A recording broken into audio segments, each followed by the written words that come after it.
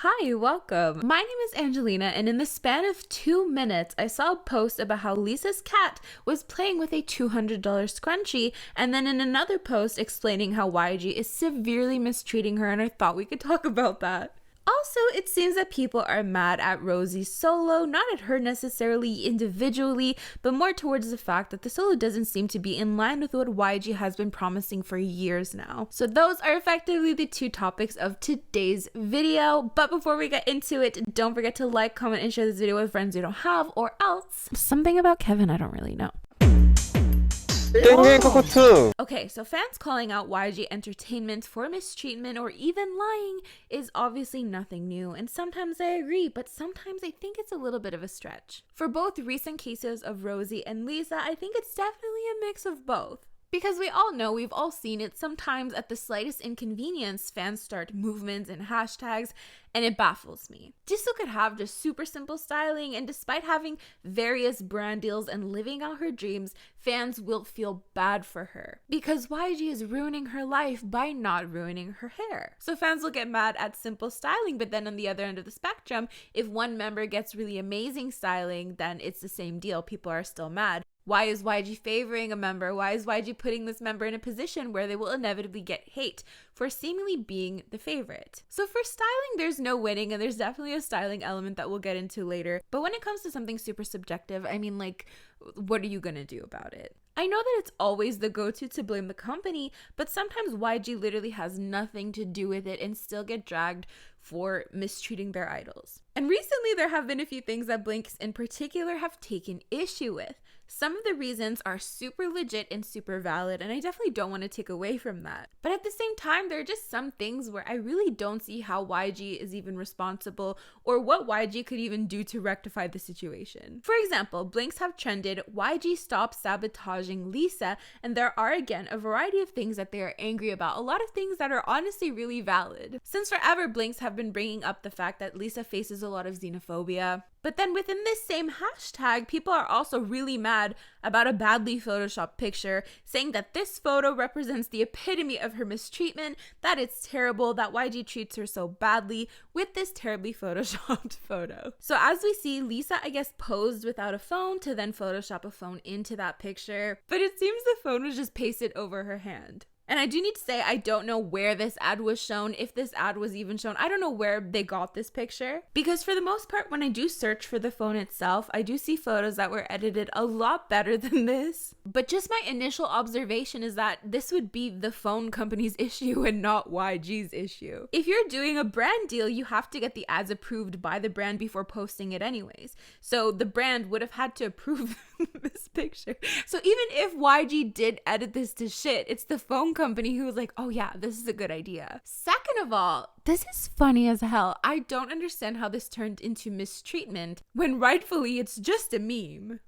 You know, it just seems a little bit trivial when you claim that this is proof of mistreatment when there are tangible things that YG actually has done and continues to do that is concerning. Among more recent concerns, some people are also mad at her styling on Youth With You. So the first time she appeared on the show, she was obviously there in person, and her styling seemed a little bit more colorful. However, as she is filming long distance, people are saying that YG is not putting any effort into her styling. And that's an issue because it's proof of mistreatment and she deserves better. Now for the styling argument, it's honestly based in personal opinion. I mean, let's look at the first set of pictures that show what she wore the first time she appeared on the show. Is it more simple in this newer season? I mean, absolutely. But does that mean YG just isn't putting any effort? I mean, maybe that's just what Lisa wants to wear. Regardless, looking at the materials alone, I have no doubts that what she's wearing is probably super expensive and probably costs more than I'm personally worth. And it's just interesting to think about because, again, there are really valid things that Blinks are bringing up in terms of mistreatment, and I totally agree with that. But when you're pairing that along with like a badly photoshopped picture, it just again seems a little trivial. Soren from CLC literally posted a TikTok about, becoming a trainee in Korea, becoming a K-pop idol, that they are weighed all the time, that they are watched constantly with footage. And honestly, even without that, we already know the horrors that people have to go through to become a K-pop idol. Just being in the entertainment industry as a whole, we're already very aware of this stuff. So it just baffles me that we collectively chose to overlook all of those things and say that the white shirt is just the epitome of mistreatment and ran with it. But of course, let me know what you think of all of this in the comments below. Do you think the Photoshop and simple styling on her show are indeed reflective of bigger issues brought forward and are merely a catalyst to demand for change? Or do you think nothing of it and think it takes away from the bigger issues? Let us now move on to Rosie, or ROSÉ. As we all know by now, Rosie is coming out with her solo, her much-awaited solo, which is very bluntly titled R. Now, a lot of us have already saw the pre-title track Gone during the show, maybe some re-uploads, and it seems that the title track itself is going to be called On the Ground. But here's the thing. It seems that there are some people who are a little bit mad about everything going on right now, so let's talk about that. There are a few things that I've personally noticed that have rubbed me the wrong way, and it seems I'm not the only one. I also saw an article that said that Blinks are pissed off at YG. How unsurprising. But for the most part, I think people are just incredibly excited for it to come out. But one of the main issues people have is that it's a single album. Now, single album can mean a lot of things. It could mean 2 songs, it could mean 4 songs, but definitely not a full album, definitely not a mini album. And there's nothing inherently wrong with that, right? We remember Jennie's solo that came out, it was literally just 1 song.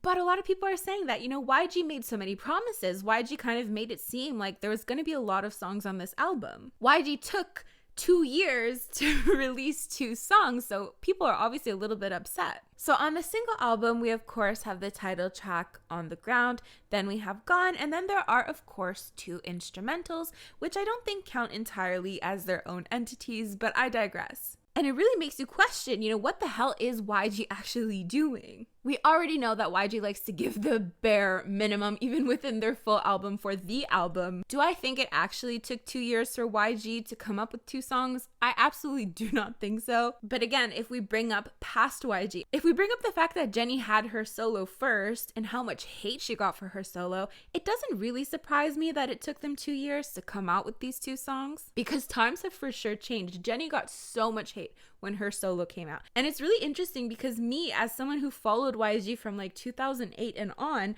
was surprised that she got a solo. The narrative was kind of like, well, no, BLACKPINK shouldn't be focusing on solos right now. They should be focusing on group activities. But then if you actually think back to like 21, in 21's first year, 2009, their debut year, they had 1 pre-debut track, 2 title tracks, 2 solos, and 1 subunit. I do actually think there's a lot of ways to see this. I mean, is this typical of YG?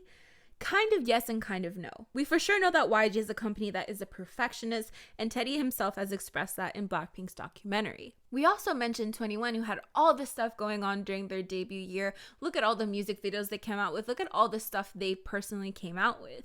It was obviously different times as well. That's something to consider. But then on the other end of things, so we have YG, who sometimes just gives us so much. BLACKPINK's debut, we just got so much. And then sometimes YG just gives us nothing at all. For example, my friend was telling me that for Big Bang, for half their career, they were basically inactive. And if you look at their discography, you look at all the holes within their discography according to the years that they're active. But it also leaves us with the question of, where did we actually get the idea that it would be a full album? I found the original statements, which claims that rather than releasing a digital single, they were planning on releasing multiple songs in an album format. And maybe with the hype from the album and the word multiple songs, people just kind of assumed. But let me know if there were other things that YG did or said that might have actually led people to believe that it would be more than 2 songs.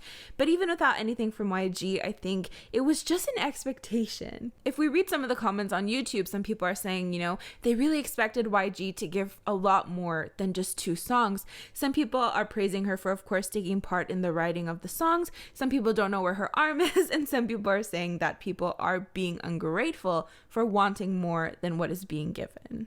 So I would again love to know what you think about this. Do you think had she got a full album, that people would think that Jennie got the short end of the stick because she only had 1 song? Do you think that's even a thought that crossed their mind? Or do you think they always planned to come out with 2 songs and they just kind of hyped it up without realizing that people would be upset? Because I've also read comments about the single album itself, comments basically saying, I spent $50 on a single album that has 2 songs on it, which again, there's nothing inherently wrong with that. But yeah, of course, when you hype something up so much and you think it's going to be a full album, you think it's going to be something, and then it's actually just 2 songs, I can understand where people are coming from. Does it also at that same time feel a little bit entitled to kind of have these expectations?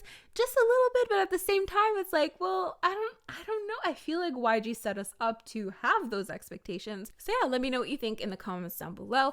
As for me, that is where we're going to end this video. A huge thank you to my channel members for supporting me on a monthly basis. It means the world to me. But I'm gonna go now, so I'll see you guys next time. Bye!